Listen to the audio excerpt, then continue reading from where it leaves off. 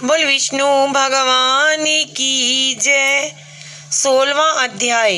इतनी कथा सुनने के पश्चात नारद जी ने कहा, हे राजा प्रतु, अब मैं आपको भगवान के मंदिर में दीप दान करने तथा झाड़ू लगाने का महात्म सुनाता हूँ, जो एक समय मुझे ब्रह्मा जी ने बताया था।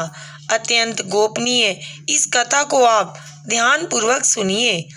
अत्यंत प्राचीन काल की बात है। चंद्रवंश में जयध्वज नाम का एक अत्यंत प्रतापी तथा प्रभु भक्त राजा राज्य करता था। मैं प्रतिदिन भगवान के मंदिर में जाकर स्वयं झाड़ू लगाता तथा दीप जलाया करता था। एक दिन वितिहोत्र नामक राजपुरोहित स्वयं राजा को ये कार्य करते हुए देखकर विस्मय से पूछने लगा, हे राजन, भगवान को प्रसन्न करने के लिए और भी अनेक भक्ति युक्त कार्य हैं, फिर मंदिर में स्वयं सफाई करने तथा दीप जलाने में इतनी अधिक श्रद्धा का क्या रहस्य है? राजा ने हाथ जोड़कर अत्यंत विनम्र भाव से कहा, महाराज, इस संबंध में मेरे पूर्व जन्म का एक अत्यंत विस्मयकारी इतिहास है, जो भगवत कृपा से मुझे इस जन्म में भी याद है। यदि आपका आदेश हो तो वह घटना मैं आपको सुनाऊं।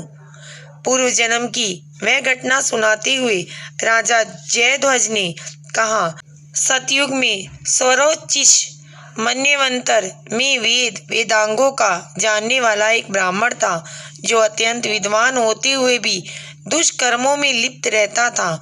उसके खोटे कर्मों के कारण उसके बंधु बांधवों ने उसका परित्याग कर दिया था।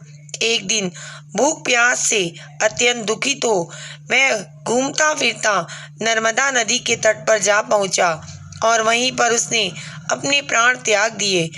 उसकी स्त्री भी व्यभिचारिणी थी, अतएव उसके बंधुओं ने उसे भी घर से निकाल दिया था। उसी के गर्भ से अत्यंत पापी मैं उत्पन्न हुआ।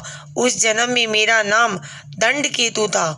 दूसरों की स्त्रियों, वेश्याओं तथा धन के लिए मैंने गो, पशु तथा अनेक मनुष्यों की हत्याएं की और इस प्रकार पापपूर्ण जीवन व्यतीत करता रहा। एक रात्रि को किसी दूसरी की स्त्री से भोग करने की इच्छा से मैं एक सूने देवालय में गया। वहां जाकर मैंने वस्त्र से स्थान साफ किया और दीपक जलाया। उस सूने मंदिर में दीपक जलता देखकर ग्राम रक्षक वहां आ गए और मुझे चोर या डाकू समझकर उन्होंने लाठियों से मुझ पर इतने प्रहार किए कि मेरी मृत्यु हो गई।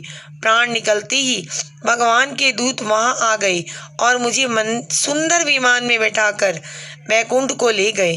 कार्तिक के महीने में भगवान के मंदिर में झाड़ू लगाने तथा दीपक जलाने से मुझे इतना फल मिला कि कई कल्प तक स्वर्ग में सुख भोग कर अब मैंने चंद्रवंश में जन्म लिया है।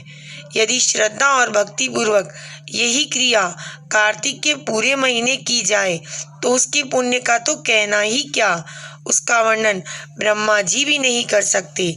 एक अन्य कथा सुनाते हुए नारद जी ने कहा, हे राजा प्रतु, अब दूसरे के दीपक जलाने का महात्म सुनो। मनुवंश के प्रतापी राजा रैवत ने पुत्र भद्रबुद्धि के पुत्र का नाम सुदर्शन था। नाम के अनुरूप ही सुदर्शन अत्यंत सुंदर और पराक्रमी था। भद्रबुद्धि की राजधानी नर्मदा के तट के समीप महेंद्र पर्वत पर थी। एक बार शिकार खेलने के लिए सुदर्शन अपने साथियों के साथ वन में गया। घूमते फिरते हुए उसने नदी के उस पार एक सुंदर कन्या को देखा तो साथियों को वहीं छोड़कर घोड़े पे सवार होकर तत्काल नदी के उस पार जा पहुंचा। वहां उस रूपवती कन्या को देखकर सुदर्शन उस पर मोहित हो गया। कन्या भी उस अत्यंत सुंदर बलशाली वीर पुरुष को देखकर लज्जा को प्राप्त हुई। सुदर्शन ने शालीनता पूर्वक उस कन्या से उसका परिचय पूछा। तब उस कन्या ने बताया कि वह गौड़ राजा की पुत्री है और उसका नाम मदनालसा है। अपनी सखियों के साथ क्रीड़ा करने के लिए वह यहाँ पर आई है।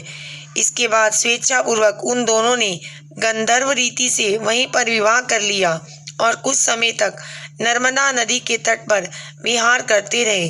फिर अपने घर पर आकर वे दोनों आनंद पूर्वक रहने लगे। कुछ समय बाद राजा भद्रबुद्धि अपने पुत्र सुदर्शन को राज्य सौंपकर स्वयं वन में चले गए। राजा बनने के बाद सुदर्शन बड़ी कुशलता पूर्वक राजकाज चलाने लगा। रानी मदनालसा सदा अपने पति को विष्णु भगवान की पूजा आराधना करने का उपदेश करती रहती थी। इस प्रकार वे दोनों ही भगवान के अनन्य भक्त बन गए। राजा सुदर्शन ने रानी की प्रेरणा से भगवान का एक सुंदर सोने का मंदिर बनवाया। दोनों ही उसमें प्रतिदिन भगवान का पूजन तथा कार्तिक मास में दीप दान किया करते थे। एक दिन रानी मंदिर में दीप जला रही थी कि उसी समय राजा ने उसे बुलाया, परंतु दीपक जलाकर आने में रानी को देर लग गई। इस पर राजा सुदर्शन ने क्रोधावेश में आकर रानी से कहा, तुम तो कहती थी कि पति ही स्त्री का देवता होता है, फिर दीपदान में इतनी देर लगाकर तुमने मेरा अनादर क्यों किया? यदि देरी का कोई और गुप्त कारण हो तो कहो। तब सती साध्वी मदनालसा अत्यंत स्नेह युक्त वचनों से बोली, हे महाराज, मैं दीपदान का महत्व आपको बताती हूँ। अब आप ध्यान पूर्वक मेरे वचनों को सुनिए। पिछले जन्म की कहानी सुनाते हुए रानी ने कहा, अपने पिछले जन्म में मैं एक चूहिया थी। गोदावरी नदी के तट पर एक मंदिर में रहती थी। एक दिन भगवान के मंदिर में रात्रि को जलता हुआ दीपक बाती छोटी होने के कारण बुझने लगा। मैंने घी खाने के लोभ से बाती को मुंह से पकड़ कर उठाया। मेरा ऐसा करने से दीपक की लौ तेज हो गई, परंतु वह मेरा मुंह भी जल गया। इससे मैं मृत्यु को प्राप्त हुई, क्योंकि रात्रि के समय भगवान का दीपक प्रज्वलित करते हुए मेरी मृत्यु हुई थी। इसी कारण मैंने ऐसा सुंदर रूप पाया और आपकी रानी बनी। यदि कोई श्रद्धा पूर्वक भगवान के मंदिर में दीप दान करता है तो उसके फल का तो कहना ही क्या। अपनी रानी के मुख यह वचन सुनकर राजा सुदर्शन ने आजीवन कार्तिक मास का व्रत करके भगवान के मंदिर में दीप दान किया और अंत में वैकुंठ को प्राप्त हुए। इति 16वां अध्याय समाप्तम। ओम नमो भगवते वासुदेवाय। ओम नमो भगवते वासुदेवाय।